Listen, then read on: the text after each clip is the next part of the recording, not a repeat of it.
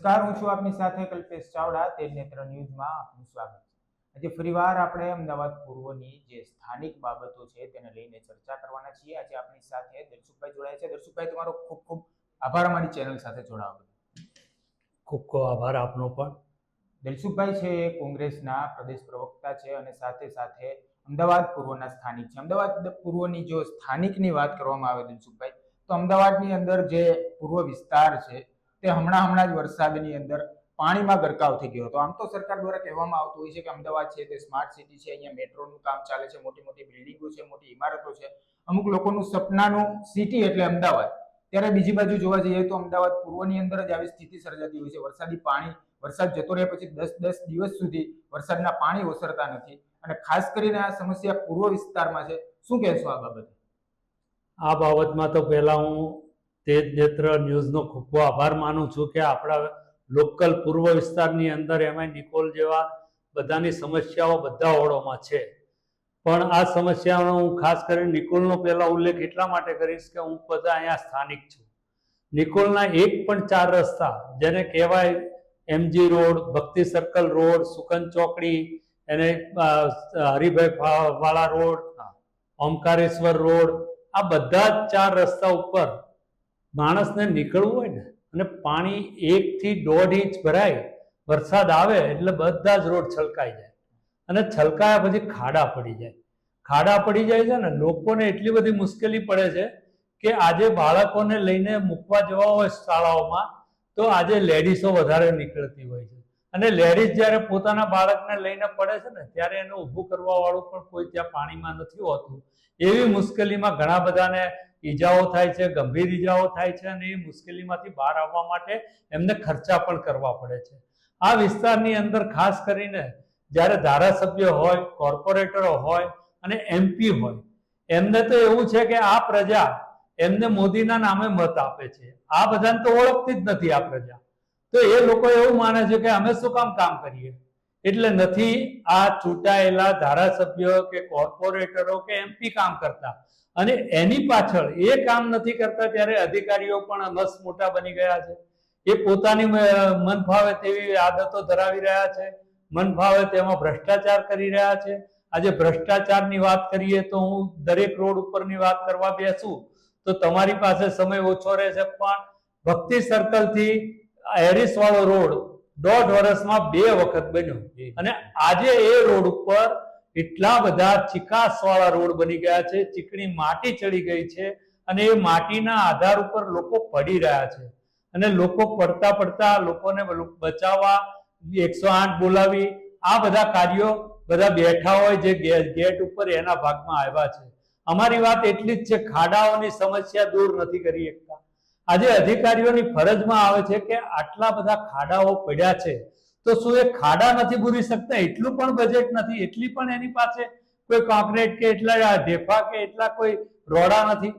આજે બીજા રોડ બનાવવાની વાત તો એક બાજુ રહી, રોડ નથી બનાવી શકતા, ખાડાઓ નથી પૂરી શકતા, તો પછી આ પ્રજા કોને કયા હિસાબે કઈ રીતે સહન કરતી હશે એ તો ભગવાન જ જાણે.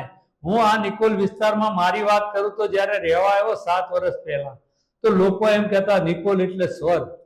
આજે મેં આવીને અહીંયા એટલું જોયું કે નિકોલ એટલે ખરેખર બાપુનગર, કાળુપુર આ બધા પણ બદતર એટલા માટે કહી રહ્યો છું કે અહીંયાની સમસ્યાઓ પાર વગરની છે. બિલકુલ નથી. હું તમને વચ્ચે રોકીશ. ઘણા લોકોનું સપનું હોય છે, જે સૌરાષ્ટ્રના લોકો છે અથવા ઉત્તર ગુજરાતના લોકો છે, તેઓ અમદાવાદ શહેરમાં વસે અને ખાસ કરીને ઘણા લોકો એવું માનતા હોય છે કે નિકોલ વિસ્તારમાં ખાસ કરીને વસવું છે મારે. તમે નિકોલના સ્થાનિક છો, તો જે લોકો અહીંયા વસવા માંગે છે, અહીંયા આવવા માંગે છે, અહીંયા એનું ફ્યુચર કે ભવિષ્ય જોવા માંગે છે, એ લોકોને શું કહેશો? આ વિસ્તારમાં વસવા જેવું છે ખરા? આ વિસ્તારમાં હું તો એમને એક જ જે લોકો પાટીદારો છે કે અન્ય સમાજ છે જે નિકોલને એક એમને એવું મગજમાં છે, એમને હું વિનંતી કરું છું કે ખરેખર ના હોય. ઇન્ડિયા કોલોનીના વિસ્તારમાં તમારી પાસે સારા મકાનો છે, ત્યાં સુવિધા પાણી ફ્રી છે, ગટર ફ્રી છે, ત્યાં મેન્ટેનન્સ નથી, લાઇટ ફ્રી છે, બધું જ કોર્પોરેશનની સુવિધા જૂના વિસ્તારોમાં છે અને અહીંયા આ બધું જ મેન્ટેનન્સ તમારે લિફ્ટથી લઈ લાઇટથી લઈને બધું જ મેન્ટેનન્સ તમારે ભરવાનું છે અને મોંઘા મૂલના મકાનો લેવાના છે જેની કિંમત આજે આંકી ન શકાય અને જૂના વેચીએ તો એની કિંમત આવતી નથી.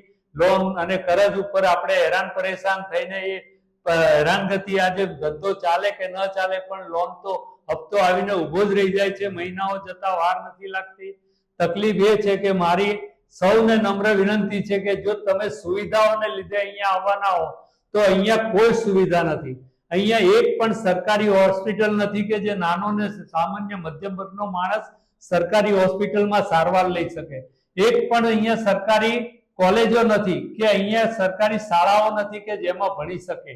અહીંયા કોઈ પણ ગાર્ડનો સારા નથી, અહીંયા નથી વાંચનાલયો, અહીંયા નથી રોડ સારા, અહીંયા પીવાના પાણીની સુવિધા આજે 17 વર્ષ ઉપર થયા છતાં પીવાના પાણીના સુવિધામાં હજારો મકાનમાં આજે પણ ટાંકી નથી. આજે પણ બોરના પાણી પીવા પડે છે અને બોરના પાણીની મુશ્કેલી એટલી છે કે વાળ ઉતરી જાય છે, શારીરિક રોગો એમાં ચામડીના ઉત્પન્ન થાય છે અને એ રોગના શિકાર બની એની હોસ્પિટલોમાં પૈસા ચૂકવવા પડે છે. હું તો આ બધી તકલીફો અને અહીંયા ખરો કે સાચો પ્રશ્ન આપ સાહેબે પૂછ્યો છે અને હું આપને અભિનંદન આપીશ કે આ વિસ્તારમાં રહેવા માટેની જો કોઈ ખોટી દોટ મૂકતા હોય અને ખોટું કરજ કરીને દોટ મૂકતા હોય તો એમને રોકાઈ જવાની જરૂર છે. આ મારી એટલા માટે વાત છે કે આજે એક પણ સુવિધાઓ આ વિસ્તારના નથી, પ્રતિનિધિઓ આપી શકતા નથી, ધારાસભ્યો આપી શકતા નથી. અહીંના એમપી મત લેવા 5 વર્ષે આવે અને જતા રહે. અત્યારે હું પ્રજાની વચ્ચે બેસું છું, દરેક સોસાયટીઓમાં અને ફ્લેટોમાં મને એવું કહે છે દલસુખભાઈ અમે મત આપીએ છીએ પણ ભાજપને આપીએ છીએ, અમે તો મોદીને આપીએ છીએ, અમે ક્યાં અહીંયા કોઈ બાબુ જમનાને ઓળખીએ છીએ કે કોઈ કોર્પોરેટરને ઓળખીએ છીએ કે અહીંયા કોણ અમારો એમપી છે, અમે ક્યાં જાણીએ છીએ. પણ હવે અમને અમારી ભૂલો સમજાય છે કે હવે આ ન ચાલે. આટલી બધી અસુવિધાઓ હોય અને ખાલી સવારમાં 6 વાગ્યામાં ઉઠીને મત દેવા જવું એ પણ અમારી ભૂલો છે અને એ ભૂલો અમે પણ હવે સુધારવા માંગીએ છીએ. અમારી સુવિધાઓ અમને મળે એના માટે અમે તેમને પણ ચેતવણી આપવા માંગીએ છીએ કે હવે આ બાબતે તેઓ કશુંક વિચારે અને આગળ વધે. બિલકુલ દિલસુખભાઈ, આપણે પૂર્વ વિસ્તારના રોડ, રસ્તા, મકાનોની તો વાત કરી, પરંતુ દિલસુખભાઈ વાત કરવામાં આવે કે પૂર્વ વિસ્તારના પુલની, તો હાટકેશ્વર બ્રિજ છે જે સરકાર દ્વારા 42 કરોડના ખર્ચે બનાવવામાં આવ્યો હતો, પરંતુ હાલમાં જ નિર્ણય આવ્યો છે કે તેને 52 કરોડના ખર્ચે તોડી પાડવામાં આવશે. આ બાબતે શું કહેશો આપ? આ હાટકેશ્વર બ્રિજની જ્યારે ભ્રષ્ટાચારની ખૂબ વાતો ચાલી ત્યારે ત્યાં અમારા મિત્રો પણ બીજા આંદોલન કરતા હતા. બિચારા સામાન્ય લોકો હતા આંદોલન કરનારા. તેમને એ વખતે આ સત્તામાં જે પણ સત્તાધારી લોકો હતા તેની સાથે પોલીસ તંત્ર હતું, ખૂબ હેરાન કર્યું. છેવટે હાઈકોર્ટમાં લડ્યા, હાઈકોર્ટમાં જીત્યા અને એ જીત્યા પછી એ પુલને તોડવા માટે હાઈકોર્ટે જ્યારે ગાઈડલાઈન આપી ને ત્યારે આ બધા સફાળા કોર્પોરેશન વાળા અને સરકાર જાગી.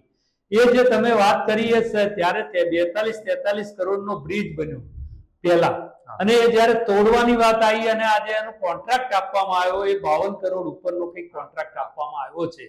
ખૂબ સરસજનક ઘટના છે કે આટલો મોટો ભ્રષ્ટાચાર થાય છે. આ પૈસા તો સાહેબ તમારા ન્યૂઝ મારફતે અમે પ્રજાને પૂછવા માંગુ છું કે આ પૈસા આપણા ટેક્સના છે, આપણી મહેનતના છે, તો આ કયા આધારે આ લોકો વેડફી શકે સત્તાધારી લોકો?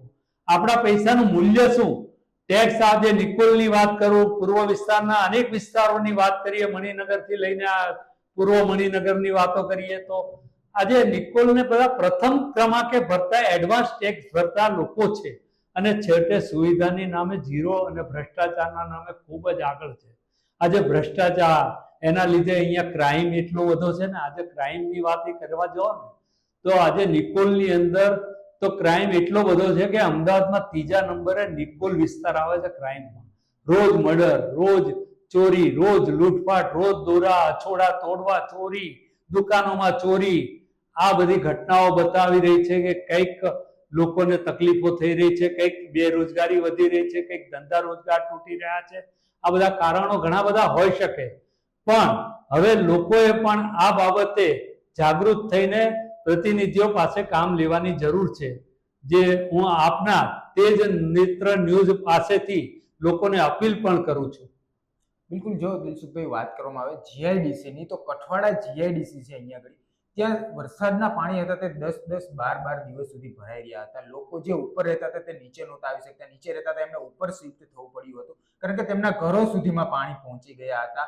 ત્યાં એટલો ગંદકી અને રોગચાળો હતો કે તેમના બાળકો બીમાર થયા, પણ બચારાઓ પાણીને લીધે તેમના બાળકોને પણ લઈ નહોતા જઈ શકતા દવાખાને.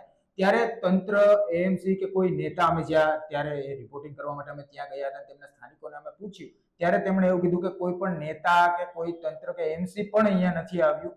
આવું જ્યારે આ અમદાવાદ પૂર્વની અંદર થાય છે તો આના જવાબદાર કોને માનો છો? આના જવાબદાર ચૂંટાયેલી પાંખ અને એની જે વાતો નથી માનતા અધિકારીઓ, એ જ લોકો જવાબદાર છે. પ્રજા પણ મહદઅંશે જાગૃત નથી, એ પણ જવાબદાર ખરી, પણ એનો દુરુપયોગ કરીને આ પ્રતિનિધિઓ અને અધિકારીઓ જે રીતે વર્તન કરી રહ્યા છે તે સદંતર આને વખોડવા લાયક છે. આજે તમે જે કઠવાડાની વાત કરી, આજે કઠવાડાનો સમાવેશ થયો ને અમદાવાદમાં કોર્પોરેશનની અંદર, એને પણ ઘણા વર્ષો થઈ ગયા. આજે છતાં કઠવાડાની અંદર ગ્રામ્ય જેવી સ્થિતિ છે, ગ્રામ્ય સારું હતું. આજે મધુમાલતી ફ્લેટની જ વાત કરીએ, ત્યાં તમે જે કયા ઉપરના માળેથી નીચે આવવું હોય તો કેડસમાં પાણી હતા, બાળકો તો એ પાણીમાં ચાલી પણ ન શકે, ગંદા પાણી થઈ ગયેલા હતા. મોટા લોકો કે નાના મોટા લોકો બીમાર પડ્યા હોય તો એમને લઈ જવા માટે જોડી ઉપર કંઈક કરીને એવી રીતે લઈ જતા હતા કે આપણને પણ દયા આવે. આજે આ જે બધી પરિસ્થિતિ ઊભી થાય છે ત્યારે લોકોને દયા આવે છે, પણ આ જે તંત્રની અંદર બેઠેલા અને ચૂંટાયેલા લોકોને આની કોઈ પડી નથી. આજે તમારા જ ન્યૂઝ મારફતે અમે બધા જાણતા હતા કે આટલી બધી તમે જહેમત ઉઠાવીને આ બધું બતાવી રહ્યા છો, લોકોને પાણી બતાવી રહ્યો છો, એની સમસ્યાઓ બતાવી રહ્યા, છતાં પણ તેઓ ફોન તમે કરો તો ઉપાડવાની હિંમત નતા કરતા. આજે ધારાસભ્યને ફોન કરીએ અને જવાબ ન મળે, અને જવાબ મળે તો એમ કે ભાઈ લેખિતમાં અરજી આપજો. શું આ એમની વાત વ્યાજબી છે? પોતે બોપલ રહેતા હોય અને નિકોલના રિંગ રોડ ઉપર રહેતા લોકો એમને અરજી આપવા જશે? કઠવાડામાં માલતી ફ્લેટ વાળા એમને બોપલ અરજી આપવા જશે? આજે દેવુસિંહ ચૌહાણ એમપી હોય, એ એમ કે મને રૂબરૂ મળી જાઓ, તો એને ખેડા મળવા જશે? એ દિલ્હી હોય તો મંત્રી છે, આજે એ દંડક છે, તો દિલ્હીથી એને દિલ્હી મળવા જશે લોકો? અને કોર્પોરેટરો આ વિસ્તારમાં રહેતા જ નથી, એવી પરિસ્થિતિમાં એ ક્યાં રહે છે એ જ લોકોને ખબર નથી, એ તો બધા ભાગતા ફરે છે. તો આજે જવાબદાર તંત્ર તો છે જ, જવાબદાર અધિકારીઓ છે જ, જવાબદાર ચૂંટાયેલા પ્રતિનિધિઓ છે જ, પણ સાથે સાથે પ્રજાએ પણ હવે મીડિયાને સહકાર આપવો જોઈએ. અને મીડિયા પણ જ્યારે હલ્લાબોલ કાર્યક્રમ કરતી હોય ત્યારે તેમને સહકાર આપીને એમની વાત રજૂ કરશે તો ચોક્કસ આ તંત્રને સાંભળવું પડશે, બેરો તંત્રને કામ કરવું પડશે, આંધળા લોકોને પણ કામ કરવું પડશે. તેવી વાત હું આપના માધ્યમથી પ્રજાને અને આ નિકોલની નહીં પણ સમસ્ત પૂર્વ વિસ્તારની પ્રજાને આમાં રજૂઆત કરું છું. બિલકુલ દિલસુખભાઈ, અમદાવાદ પૂર્વની જે વાત કરવામાં આવે, અમદાવાદ પૂર્વની ચર્ચા કરવામાં તો ખૂબ જ ઓછા લોકો અને નેતાઓ જોડાતા હોય છે.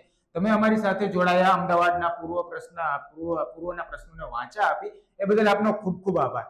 જો આ જ પ્રકારના સમાચારો તમને પસંદ આવતા હોય અને આ જ પ્રકારના અહેવાલો તમને પસંદ આવતા હોય તો અમારી ચેનલ સાથે જોડાયેલા